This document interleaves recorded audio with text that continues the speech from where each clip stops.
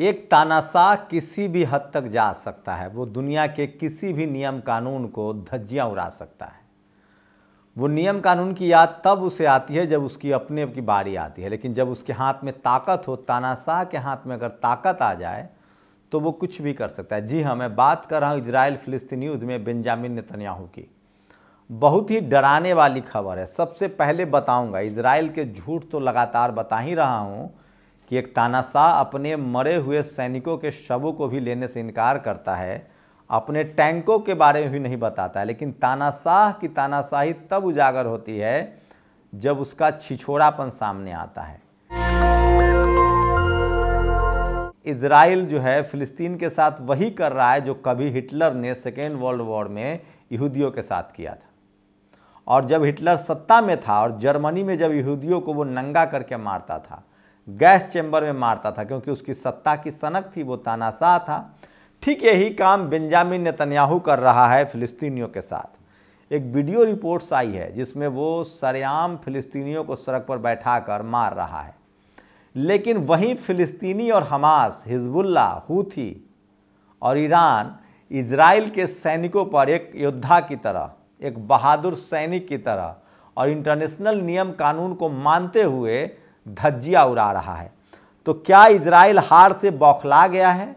वो लगातार पिछले 75 सालों से प्रोपगेंडा फैलाता था कि हमास आतंकी है, फिलिस्तीन आतंकी है, लेकिन साफ साफ अब सोशल मीडिया ने उसको एक्सपोज कर दिया है। और अल जजीरा हो या पूरा का पूरा जो खाड़ी देश हो, दुनिया को पता चल गया है, यूनाइटेड नेशन हो, कि दरअसल आतंकवादी देश इजराइल है और बेंजामिन नेतन्याहू है। भारत ने भी 2 बार इजराइल के खिलाफ वोट किया है, वो भी यूनाइटेड नेशन में। दुनिया के 145 देश जो हैं वो इजराइल के खिलाफ हैं और फिलिस्तीन के साथ हैं।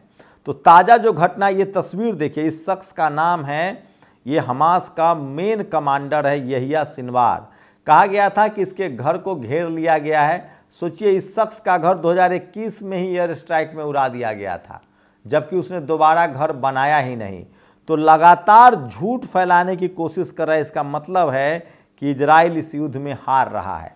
और किस तरह से फिलिस्तीनी सरेआम मुकाबला कर रहे हैं और डटकर मुकाबला कर रहे हैं और जमकर हमला कर रहे हैं। सोचिए, गजा में, सुंजुया में और यूनिस खान में जंग जारी है। इसी बीच आईडीएफ ने वेस्ट बैंक टुबास के अल्फारा कैंप पर हमला किया है। 4 फिलिस्तीनी युवा मारे जाने के बाद हमास के रेजिस्टेंस ने आईडीएफ की टुकड़ियों को घेर लिया है।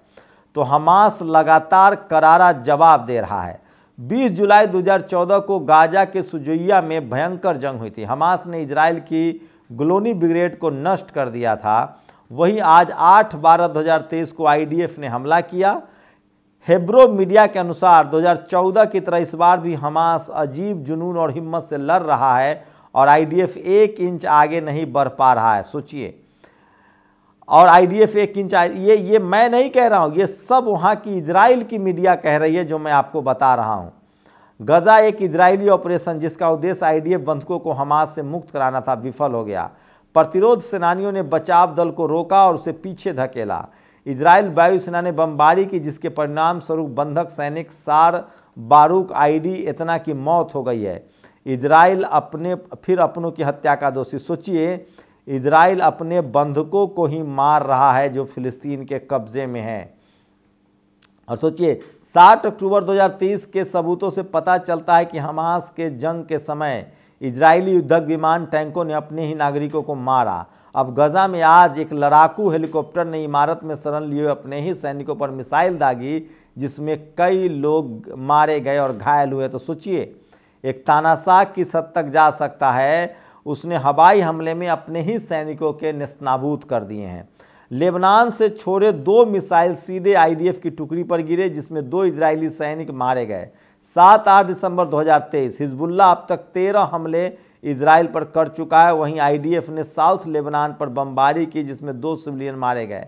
अब यह लड़ाई 100% रीजनल कॉन्फ्लिक्ट हो गई है। तो सोचिए, हीथू, हमास और हिजबुल्ला तीनों मिलकर इस लड़ाई को लड़ रहे हैं और हिजबुल्ला के पास इस तरह के हथियार पहुंच गए हैं जो सीधे सीधे इजराइल पर हमला कर रहे हैं। तो ये सबसे बड़ी खबर और अपडेट, ये तस्वीरें खास है। सोचिए, कल फिलिस्तीन स्वतंत्रता संग्राम सेनानियों ने इजराइल द्वारा सरेआम सिविलियंस को नंगा कर गोली मारने का बदला इजरायली मिनिस्टर और आईडीएफ के पूर्व चीफ गरी एसिकनोट के बेटे को जंग के मैदान में गोली मार कर लिया। सोचिए, पूर्व मंत्री और पूर्व चीफ के बेटे को गोली मार दिया गया है। इजराइल को कितना बड़ा नुकसान हुआ है। 8/12/2023 को इजराइल ने गजा में 2 और अफसरों की मौत स्वीकार की है। सोचिए, कहा जा रहा था कि ये जो बेंजामिन नेतन्याहू है उसका बेटा युद्ध में जाएगा, लेकिन ये झूठ है, उसका बेटा अभी तक युद्ध में नहीं गया है। तो सोचिए, आम इजरायलियों का जो गुस्सा है वो लगातार बढ़ता जा रहा है।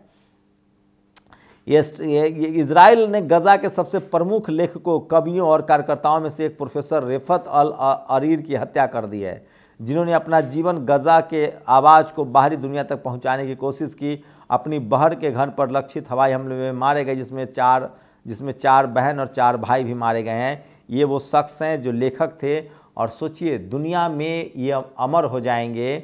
मैं इसीलिए कह रहा हूँ कि अगर आप पत्रकार हैं, लेखक हैं, आप अगर तो आपको न्याय के साथ खड़ा रहना पड़ेगा। और जिनके हाथ में आप स्ट्रॉबेरी देख रहे हैं, ये एक लेखक थे और अब ये शहीद हो गए हैं। तो ये भी सोशल मीडिया पर सबसे ज़्यादा देखा हो। ये तस्वीरें हम आपको नहीं दिखा सकते हैं, लेकिन सोचिए इजराइल के सैनिकों को, इजरायली सैनिक कपड़े उतरवाकर हर 15 के ऊपर फ़िलिस्तीन को गोली मार रहे हैं, सीधे सर पर। उसमें कोई फ़र्क नहीं पड़ रहा है कि वो लड़ाके हैं कि सिविलियन। गजा के अल अरबी अल जदीद अखबार के ब्यूरो चीफ दिया अल खलोत को नंगा करके घुमाया गया है। तो पत्रकारों को भी टारगेट किया जा रहा है। तो एक तानाशाह जब युद्ध हारता है तो वो किसी भी सीमा तक जा सकता है, उसी का ये सब नतीजा है। और लगातार इजराइल मान रहा है कि उसके सैनिक मारे जा रहे हैं। तो सोचिए, जब इजराइल इस युद्ध में तो हारेगा, ये तो पूरा इजराइल जानता है कि वो इस युद्ध में हारेगा, जीत उसकी होगी नहीं। क्या हमास ने, सबसे चौंकाने वाली खबर है, क्या हमास ने इजराइल परमाणु अड्डे पर हमला किया? ऐसा लगता है इजराइल ने दुनिया से ऐसा घिनौना राज छुपाया। संभवतः अक्टूबर 2023 को हमास ने इजराइल परमाणु अड्डे पर हमला किया था। हमास को उस समय अपनी इस ज़बरदस्त उपलब्धि का शायद अंदाज़ा नहीं था। क्या इसीलिए बेंजामिन नेतन्याहू हमास को ख़त्म करने पर आमादा है? तो गाज़ा युद्ध हज़ारों महिलाओं, बच्चों, बूढ़ों और अशक्तों की हत्या, आतंकवाद से लड़ने के बारे में नहीं है। यह इजराइल के नाजायज़ राज के क्रूप रहस्य को छिपाने के बारे में। सोचिए, दुनिया के सामने ये भी खबर सामने आ रही है कि इजराइल ने गुपचुप तरीके से दुनिया को बगैर बताए परमाणु हथियार जुटाए थे और हमास ने उस पर हमला किया था। परमाणु हथियार बनाने की शर्तें हैं कि आपको दुनिया को बताना पड़ता है और आपको परमिशन लेना पड़ता है। भारत ने इसका भी प्रक्षेपण किया है। तो सोचिए, ये सबसे बड़ी खबर है कि किस तरह से हमास के लड़ाकों ने सिख रौदान गजा में इजरायली सैनिकों को सुरंग के पास आने को मजबूर किया, फिर विस्फोट कर दिया। कई आईडीएफ सैनिक मारे गए हैं और उनके परखच्चे उड़ गए हैं। तो सोचिए, गुरिल्ला युद्ध में किस तरह से ये लोग मारे जा रहे हैं, यही तस्वीरें बता रहा हूँ। इन द लास्ट 72 घंटे में 79 मिलिट्री व्हीकल को डिस्ट्रॉय किया गया। ये 7 तारीख की बड़ी अपडेट है। तो सोचिए, एक एक फैक्ट रख रहा हूँ मैं। तो क्या इजराइल दुनिया को धोखा दे रहा था? क्या इजराइल ने परमाणु हथियार जमा कर रखा था और हमास ने उस पर हमला किया था? बेंजामिन नेतन्याहू को पता है ये युद्ध सिर्फ इसलिए चल रहा है क्योंकि बेंजामिन नेतन्याहू को पता है कि अगर वो युद्ध से पीछे हटा तो उसे इजरायली नहीं छोड़ेंगे। और उसको ये भी पता है कि युद्ध जब तक लंबा चलेगा तभी तक उसकी सत्ता है, और युद्ध में वो, गुरिल्ला युद्ध में वो जीत नहीं पाएगा, क्योंकि हमास और फ़िलिस्तीन को पहली बार दुनिया का समर्थन मिल रहा है, पड़ोसी देशों का समर्थन मिल रहा है, खाड़ी देशों का समर्थन मिल रहा है, और चीन, रूस, नॉर्थ कोरिया और ईरान से हथियार मिल रहे हैं। इसलिए इस युद्ध में बर्बाद हो चुके गजा और फ़िलिस्तीन के लोगों का पलड़ा भारी है, और वो अपनी आज़ादी की लड़ाई लड़ रहे हैं और पूरी दुनिया उनके साथ है। एकमात्र अमेरिका इजराइल के साथ था, उसने भी लगभग साथ छोड़ दिया है। तो युद्ध जैसे जैसे लंबा जाएगा, इसकी कीमत तो इजराइल को भी चुकानी पड़ेगी। फ़िलिस्तीन को जितना चुकाना था वो चुका है। गजा पट्टी मलबे में तब्दील हो चुका है और अब उसी मलबे को हमास हथियार बना रहा है। वो मलबे में बैठे हैं, छुपे बैठे हैं, वो टनल में बैठे हैं। जैसे इजरायली फौज जाता है वो उनके परखच्चे उड़ा देता है। लेकिन सबसे बड़ा सवाल है कि क्या एक तानाशाह ने अपनी सत्ता बचाने के लिए देश को युद्ध में धकेल दिया, वो भी राष्ट्रवाद के नाम पर? क्या इजराइल का राष्ट्रवाद की यही सच्चाई? और सोचिए उन इजरायलियों को जवाब कौन देगा जिनके बच्चे शहीद हो रहे हैं? उन इजरायलियों को कौन जवाब देगा जो 5 मिलियन इजरायली, जो लगभग जो है 5 लाख इजरायली, माफ़ कीजिएगा 500 मिलियन इजरायली, 80 लाख आबादी है, लगभग 5 लाख इजरायली जो देश छोड़कर विदेश जाने को मजबूर हैं। तो सोचिए एक तानाशाह ने अपनी सत्ता बचाने के लिए छद्म राष्ट्रवाद के नाम पर वो इंसानियत को मार रहा है, वो अपने ही पड़ोसी देश को मार रहा है, वो युद्ध में दुनिया को धकेल रहा है क्योंकि उसको अपनी सत्ता बचानी है। पूरी दुनिया की यही राय है कि हमास और फ़िलिस्तीन आतंकी नहीं है, वो अपनी आज़ादी की लड़ाई लड़ रहे हैं क्योंकि इजराइल ने उन पर अवैध कब्जा कर रखा है और अब पूरी दुनिया फ़िलिस्तीन के साथ है, हमास के साथ है और इजराइल अलग थलग पड़ गया है। और वो जैसे जैसे युद्ध हारने के करीब जा रहा है वो दुनिया में और ज़्यादा मुश्किलें पैदा कर रहा है और जितना ज़्यादा वो अत्याचार कर रहा है हमास फ़िलिस्तीन को उतना समर्थन मिल रहा है। तो ये 8वें दिन का अपडेट था। आप लोग अपनी प्रतिक्रिया जरूर दीजिए, आपकी प्रतिक्रिया बहुत ज़रूरी है। शुक्रिया। नेशनल दस्तक की आपसे गुजारिश है कि अगर इसको बचाना चाहते हैं तो नेशनल दस्तक को सब्सक्राइब करने के लिए रेड कलर के सब्सक्राइब बटन को दबाएं, फिर बेल आइकन की घंटी दबाएं। नेशनल दस्तक को बचाने के लिए बहुत ज़रूरी है कि हर खबर को शेयर करें, लाइक करें, कमेंट जरूर करें।